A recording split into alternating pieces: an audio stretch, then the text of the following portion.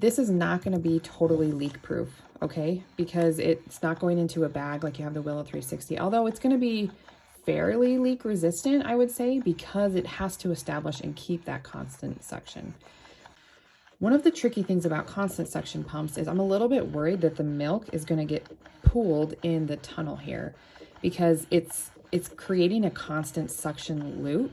So if you are leaned back at all, if gravity's pulling it that way, milk's going to have a really hard time coming down. So bra fit is going to be really, really important here. I'm also just worried that that's going to happen naturally. But again, I have not used this with actual milk in it, so that will need to be tested. It starts on levels that are not 0. So stimulation mode, I think it starts on 2, or it's like auto adjusting a little bit there, which drives me kind of crazy. And then as in classic Medela fashions, you see it switched to expression mode, and it starts on level 4. So I can actually go down several levels. It just buzzed at me and made some weird noise. Oh, I've reached the bottom. Okay, so that's kind of obnoxious to be, maybe it won't be as loud in your bra. Okay, so the bottom level here is about 70. It's about 70. You can go up. Let's see, the next one is about 90. Next one is about 115. I'm going to show you something here too.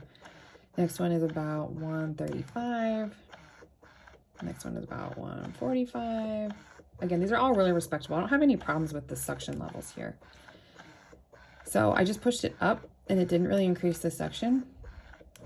Okay, there are 10 levels, I think, but it will not go above this level. Even in my testing, I couldn't get it above level 6 because the app kept giving me an error that milk needed to be in the tunnel for it to go higher. So it's not letting me go any higher unless it meets some parameter that it has set in its programming, which is interesting.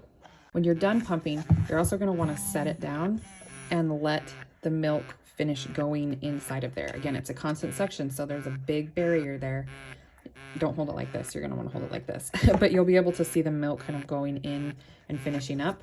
I've seen one user, so it's only one user, complain that all the milk didn't finish going in there.